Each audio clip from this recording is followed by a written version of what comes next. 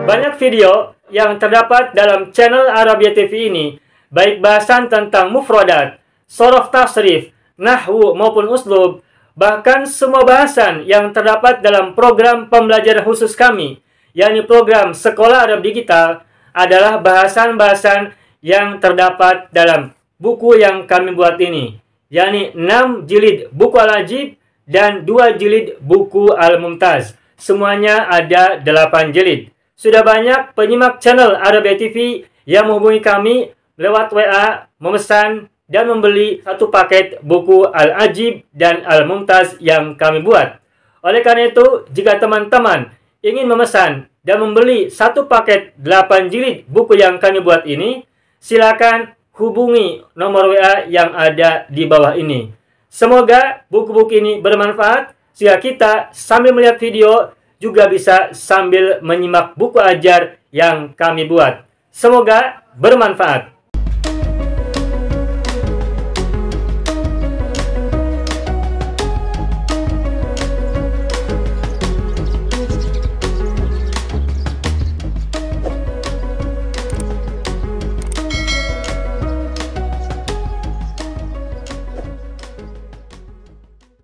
Baik. Ayyuhal ikhwan wal akhwat, hayya bina nabda'u darsana fi hadhil lailah wa fi hadhil fursah wa fi hadhis sa'ah bil basmalah. Bismillahirrahmanirrahim. Assalamualaikum warahmatullahi wabarakatuh. Silakan Bapak Ibu, barangkali ada soalan silakan. Lagi satu anak nak tanya, perkataan Rasul jamak dia Rusul. Betul Ustaz Ya, betul. Kemudian Rasulun. Terus? Biasanya dalam Quran dia akan gunakan dia akan gunakan fi'il muannas. Misalnya dalam surah Al-Ankabut ayat 31, ini dekat sini, walamma ja'at rusuluna Ibrahim bil busyra. Jadi kat sini kalau kita tengok rusul kan lelaki. Ya. Jamak daripada rasul jadi rusul. Ana cuma nak tanyalah pasal ni adalah perkataan Allah, kita tak boleh soalkan, tapi kenapa dia gunakan muannas? Bagus. Ibrahim bil busyra. Qalu inna muhliku ahli hadhihi al-qaryah. Qalu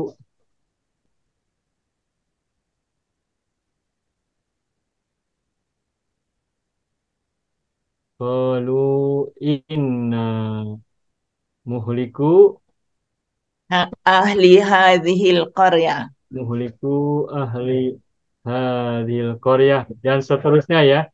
Baik, ke sini aja. Walamma ja'at rusuluna Ibrahim bil busyra qalu inna muhliku ahli hadhil qaryah. Ini cerita tentang para malaikat yang dikirim oleh Allah menuju Ibrahim. Tetapi tujuannya bukan kepada Nabi Ibrahim, tujuannya ada kepada bangsa Sodom ya, kaum Nabi Lut. Mereka diperintahkan oleh Allah untuk menghancurkan kaum Nabi Lut. Tapi sebelum para malaikat ini, para rasul ini datang ke Nabi Lut, mereka mampir dulu kepada Nabi Ibrahim yang dekat dari tempat Nabi Lut tinggal gitu ya. Nah, yang Ibu Sukarti sampaikan ini rusul. Rusul ini kan jamak dari rasulun. Lalu kenapa menggunakan ja'at, dan ja'at ini kan muannas. Ja'at muannas, sedangkan rusul ini kan dari kata rasulun ini mudzakkar.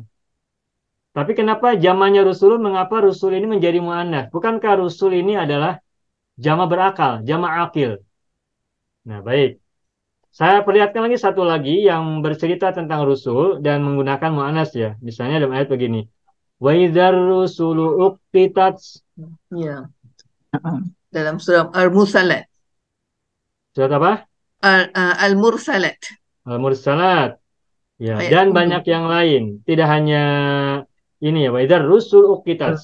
Gitu. Ini pun uqtitat ini dhamiriyah, berarti muannas. Ar-rusul jamak dari rasulun mudzakkar. Pertanyaannya mengapa ar-rusul ini dijadikan mu'annas, domir hiya ya. Ini sebagai contoh. Tetapi juga tidak usah heran, sebagian lagi yang lain ada kata rusul menggunakan jama.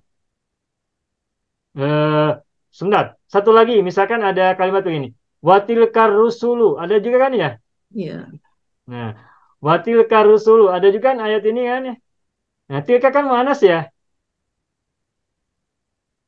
Nah, ini semuanya adalah ayat-ayat yang menempatkan rusul sebagai mu'annas mufrad atau dhamir hiya. Nah, tetapi nanti kita akan temukan juga yang lainnya. Ada kata rusul yang ditempatkan sebagai mudzakkar jamak. Misalnya gini. Eh, warusulan qad qasasnahum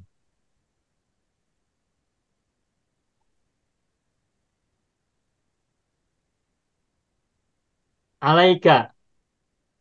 Ada ya Al-Qur'annya ya? Warusulan qad qasasnahum alaika. Kalau tak silap ada min qablunya ya, kalau tak silap. Tapi takut salah nanti barangkali Bapak Ibu bisa cek. Nah, di sini saya ingin melihatkan bahwa ada kata rusul, dia itu tidak satu, tidak dua, ada beberapa, banyak. Ini rusulan juga ditempatkan bukan sebagai mu'annas, mufrad, tetapi sebagai hum. Wa rusulan qad qasasnahum alaika. Tuh, hum mudzakkar jamak. Ustaz, kalau kita tengok ayat tadi, walamma ja'at rusuluna, kemudian dia kata qalu inna, mereka itu berkata sesungguhnya kami muhliku ahli hadhil qaryah. Jadi Berarti hum ya. maknanya rusuluna digunakan juga. Qalu tu balik pada rusul kan Ustaz? Betul. Jadi mereka telah kat dalam sini ketika digunakan fi'il mu'annas, tapi kita faham bahawa maknanya rasul-rasul itu kita memang tahu dia lelaki, kemudian mereka katakan mereka berkata sesungguhnya kami akan membinasakan maknanya orang-orang di Korea ini. Ya, Ah. betul. Yang Ibu sampaikan benar. Jadi ja'at ini kan mu'annas mufrad berarti dhamir hiya.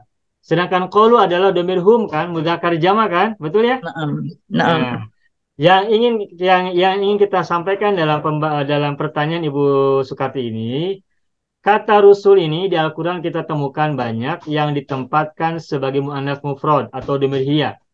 Namun pada saat yang lain juga banyak kata rusul yang ditempatkan sebagai dhamir hum, jamak mudzakkar. Bahkan tadi Ibu Sukarti sudah sampaikan, bahkan dalam satu ayat yang sama itu rusul ditempatkan dua hal yang berbeda. Satu hiya, satu hum. Contohnya ini. Walamma ja'at rusuluna. Di sini rusul ditempatkan sebagai hiya. Sedangkan pada kalimat berikutnya masih pada ayat yang sama itu waqalu. Qalu berarti jamak. Jamaknya mudzakkar. Dan itu berarti hum. Dhamirnya hum. Nah, yang kita bahas adalah mengapa terkadang rusul itu menggunakan hiya, kadang juga menggunakan hum. Nah, ini akan kita bahas. Dan untuk memperkaya sekaligus aja, ini juga berlaku untuk kata yang lain. Misalnya malaikat. Ini biar kita sekaligus satu bahasan saja ya. Satu bahasa ini bisa mencakup beberapa kata yang lain. Jamak dari malaikat ini kan jamak dari kata apa? Malakun. Malakun, jamaknya malaikatun. Malaikatun. Malaikatun. Nah, berarti kan jamak. Nah, terus malaikat ini domirnya hiya atau hum. Nah, di Al-Quran dua-duanya digunakan. Terkadang menggunakan hiya, terkadang menggunakan hum. Sebagai contoh menggunakan domir hiya, misalnya begini. Dalam sebuah surat ayat yang Bapak Ibu bisa cek ayat berapa ya. Kalau tidak salah surat Fussilat nih. Tatanazzalu alaihimul malaika innalladzina amanu summastaqamu tatanazzalu alaihimul malaikatu, ya kan? Alla takhafu wa la tahzanu. Ya, itu betul ya Ibu ayatnya ya. Mm-mm. Coba Ibu lihat. Bapak Ibu lihat. Innal ladzina amanu summastaqamu tatanazzalu alaihimul malaikatu. Nah, coba lihat. Al malaikatu ini fa'il dari tatanazzalu. Perhatikan tatanazzalu. Ini fil mudhari. Damirnya apa? Iya, Hiya. Malaikat berakal tidak? Berat. berakal. Berakal lah, berakal. Malaikat berakal. Berarti di sini malaikat ditempatkan sebagai hiya. Tetapi pada ayat yang lain surat berbeda, kita temukan kata malaikatun ditempatkan sebagai dhamir hum. Contohnya begini. Ada ayat yang berbunyi begini ya. Alaiha malaikatun ghiladun sidadun Hmm. la ya'sunallaha ma amarahum. Tuh. Hum. Alaiha malaikatun ghiladun shidadun la ya'sunallaha ma amarahum wa yaf'aluna ma yu'marun. Alaiha malaikatun, di atasnya, di atas neraka itu ada malaikat, ada para malaikat. Ghiladun yang keras, shidadun yang kejam. La ya'suna, mereka tidak bermaksiat, tidak mendurhaka Allah, tidak mendurhakai Allah. Ma amarhum, apa yang mereka perintah, apa yang Allah perintahkan kepada mereka. Tuhum, hum kepada siapa? Kepada malaikat. Dan banyak yang lain. Nah, ini kesimpulan dari beberapa ayat ini ingin kita sampaikan. Ada banyak jamak-jamak yang sebenarnya adalah muzakkar, namun dalam Al-Quran itu terkadang dijadikan sebagai dhamir hiya sekaligus menjadi dhamir hum. Begitu. Nah, pertanyaannya, mengapa terkadang menggunakan dhamir hiya dan mengapa pula terkadang menggunakan dhamir hum? Nah, kita coba bahas bersama-sama. Kita akan hapus dulu yang ini. Saya hapus dulu ya. Biar sekaligus saya hapus dulu semuanya. Nah,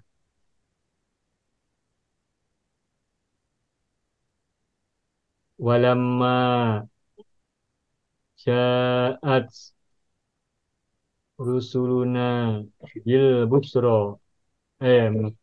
Walamma ja'at rusuluna Ibrahim. Ibrahima. Walamma ja'at rusuluna Ibrahima bil busra. Qalu inna, dan seterusnya ya, kita tidak lanjutkan. Walamma ja'at rusuluna Ibrahima bil busra qalu inna muhliku hadhil qaryah, dan seterusnya. Nah, rusul ini adalah jamak taksir. Jamak taksir dari kata rasulun. Rasulun adalah jamak taksir dari rasulun. Sama juga dengan malaikatun. Ini jamak apa nih? Jamak taksir atau jamak salim? Taksir. Taksir lah. Kalau salim kan una, Ya. muzakkar. Kalau manasnya atun. Nah, baik. Rasul dan malakun atau rusulun dan malaikatun, dua-duanya adalah kata yang merujuk kepada makhluk yang berakal. Dan kita sudah sering sampaikan ungkapan kullu jam'in ghairi aqilin muannatsun mufradun. Atun. Setiap jamak yang tidak berakal adalah muannats mufrad. Berarti kalau jamaknya berakal, ya jamak lagi. Lagi. Kalau kata itu dari muzakkar berarti akil muzakkar. Tapi kalau dari muannas berarti akil muannas, begitu. Nah, rusul ini kan berakal dan dia terbuat dari kata muzakkar.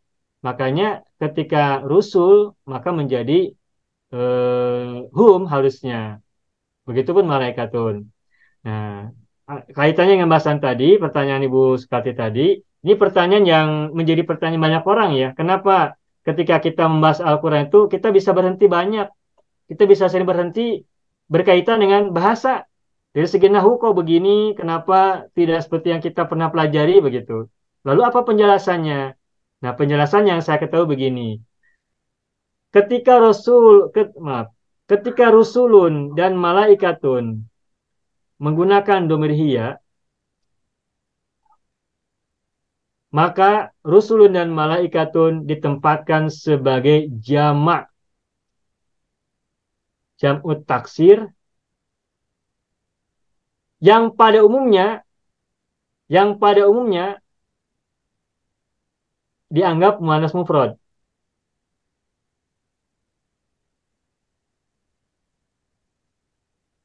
Maaf, salah.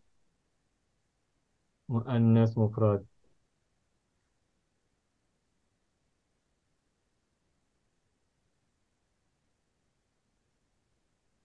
Gitu. Jadi, apabila kita menemukan isim-isim yang terbuat dari jamak taksir dan sebenarnya dia adalah berakal, lalu dia ditempatkan sebagai hiya, maka berarti kata itu ditempatkan sebagai jamak taksir yang pada umumnya adalah muannats mufrad. Pada umumnya. Teori umum tentang jamak taksir itu muannats mufrad. Teori umum. Teori umum dari jamak taksir itu adalah muannats mufrad. Baik yang jamak mudzakkar maupun yang jamak muannats. Pada umumnya teori tentang jamak taksir itu adalah muannats mufrad. Dalam hal ini adalah hiya. Gitu. Lalu ketika rusul dan malaikatun atau kata-kata yang lain yang semisal ditempatkan sebagai hum, maka dia ditempatkan sebagai jamak taksir Lil aqil. lil aqil, begitu. Ini penjelasannya. Jadi dua-duanya terkadang digunakan baik pada kesempatan yang berbeda maupun pada kesempatan yang hampir bersamaan. Yang bersamaan contohnya ayat ini, walamma ja'at rusuluna Ibrahim bil busyra qalu. Ja'at adalah hiya, qalu adalah hum. Begitu. Sehingga menjelaskannya tentang ayat yang seperti ini atau yang semisalnya, ini berarti apabila jamak taksir meskipun dia semula berakal, lalu dia ditempatkan sebagai domir hiya, berarti kata itu ditempatkan sebagai jamak taksir yang secara umum adalah muannats mufrad. Goliban pada umumnya, goliban secara umumnya. Sedangkan apabila jamak taksir itu menggunakan domir hum, maka karena dia ditempatkan sebagai jam'ut taksir lil aqil yang memiliki kekhususan dan pengecualian dari teori umum jamak taksir pada umumnya. Itu saja barangkali yang bisa kita pegang. Begitu. Sehingga kalau misalnya kita menggunakan jamak taksir yang khusus untuk orang ya yang berakal, itu kita boleh gunakan sebagai hiya, kita boleh gunakan sebagai hum. Tergantung nanti kita memahaminya apakah sebagai jamak taksir muannats mufrad ataukah sebagai jamak taksir lil aqil. Begitu. Namun kalau yang saya gunakan, yang saya pakai, apabila kita membuat kalimat yang kita sendiri gunakan, maka kalau jamak taksirnya itu aqil, gunakan saja hum. Kalau yang kita buat, kalimat yang kita buat ya, ayat yang kita buat, kalimat-kalimat yang kita buat. Nah, tetapi kalau kita memahami ayat Al-Quran, maka kita perlu memahami mengapa bisa berbeda antara hiya atau hum untuk jamak yang sama, baik yang satu taksir lil aqil maupun yang satu taksir muannats mufrad. Begitu. Begitu aja barangkali penjelasannya Ibu Sekati ya. Ada Ustaz, ada uslub-uslub dalam Al-Quran itu khas untuk penggunaan dalam Al-Quran, dan kita tidak, kalau kita nak ambil uslub bahasa tulisan kita sendiri, kita tidak boleh menggunakannya. Ada satu guru saya dulu, dia pernah bercerita masa dia sebagai pelajar, dia menulis insya karangan composition dia insya, dia menggunakan uslub bahasa Quran macam ginilah. Misalnya katakan jamak taksir lil aqil, dia gunakan hiyah. Dan dia kata semua disalahkan. Guru dia salahkan. Dia kata kenapa ini salah? Kerana dia mengikut usul Al-Quran. Kata guru tak boleh. Itu Al-Quran khas untuk Al-Quran. Tetapi kita, bila kita membuat usul kita mesti gunakan usul bahasa Arab. Nah, begitu. Itu yang lebih selamat. Makanya itu lebih selamat begitu. Ya, betul. Ya. Untuk yang kita bikin sendiri, kita gunakan uslub yang teori yang bahasa Arab pada umumnya. Namun ketika kita menemukan Al-Quran, ayat Al-Quran, baru kita bahas mengapa dan apa sebabnya begitu ya. Itu lebih selamat. Ya, begitu. Baik, Ibu Sukati cukup ya? InsyaAllah. Ana memang faham seperti apa yang Ukhti Hajibi terangkan tadi. Maknanya dalam Quran ada banyak yang maknanya ayat-ayat Al-Quran tu agak berbeza dengan ayat kita lah Ustaz. Kita punya macam gitu. Macam kita tengok wa ma khalaqtul jinna wal insa illa liya'budun. Kalau ana ajar pelajar nak tanya liya'buduna, liya'buduni, liya'budunu. Ya. Biasanya para pelajar tak berjawab lah. Setelah terangkan kita kata ni memang itu adalah kalamullah. Jadi sebenarnya patutnya liya'buduni, tapi kita buang tu punya ya mutakallimnya dibuang, tapi kasrahnya masih ada. Betul. Liya'buduni ya-nya dibuang, jadi liya'budun. Itu diantara tujuannya untuk membangun rima dalam ayat agar menjadi mad aridil sukun ya. Ujung ayatnya diantaranya. Bagus begitu. Namun begitu Bapak Ibu, meskipun begitu ada sebagian yang meskipun tadi teorinya uslub Al-Quran tidak selalu kita pakai dalam uslub harian kita, tapi nanti ada beberapa yang bisa kita gunakan juga. Misalnya nih, Robbi. Kan semula Robbi kan gitu ya. Robbi. Di Al-Quran kita temukan banyak kata Robbi. Robbi syrahli sodri, Robbi zidni ilma, Robbi najjini, dan seterusnya. Robbi auzi ini. Nah, ini Robbi ini kan semula dari kata Robbi. Gitu. Tetapi dalam pembicaraan kita boleh tidak kita gunakan Robbi tanpa huruf ya yang mutakalim. Sejauh yang saya tahu kita boleh meskipun dalam percakapan kita. Ketika berdoa misalnya kita bisa katakan Robbi ashkuruka ala ma an'amta alayya. Tidak harus Robbi, tidak harus begitu. Jadi dibolehkan. Tapi ini tidak semua ya gitu. Hanya saya sampaikan ada beberapa yang bisa kita gunakan juga begitu. Robbi ini kan dari kata Robbi begitu ya. Baik, itu saja barangkali.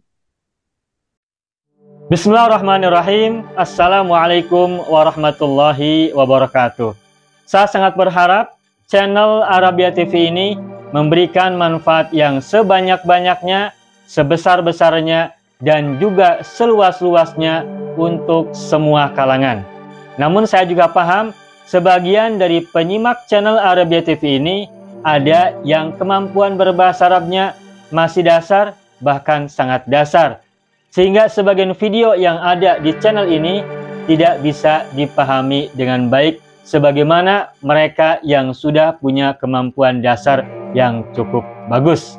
Itulah sebabnya kami sudah membuat program namanya Program Sekolah Arab Digital yang kami singkat SAD.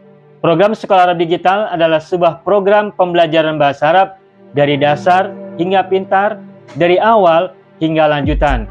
Belajarnya secara bertahap, secara sistematis, mudah dipahami, mudah dicerna, dan juga mudah dipraktekkan, serta bertarget. Oleh karena itu, jika teman-teman ada yang ingin belajar bahasa Arab dari dasar hingga pintar, dari awal hingga lanjutan, secara bertahap, secara sistematis dan bertarget, mencakup mufradat, sorof, nahwu, uslub, dan yang lainnya, silakan bergabung dalam program Sekolah Arab Digital. Adapun informasinya, saya akan tampilkan tayangan berikut ini. Mau kuasai bahasa Arab? Gabung Sekolah Arab Digital. Sistematis, mudah, dan bertarget. Belajarnya dari awal hingga lanjutan, dari dasar hingga pintar. Mufradat, sorof, nahwu, uslub, dan yang lainnya. Mendalam, mudah dipelajari, mudah dipahami, dan mudah dipraktekkan. Mau kuasai bahasa Arab? Gabung Sekolah Arab Digital. Mau kuasai bahasa Arab? Gabung Sekolah Arab Digital.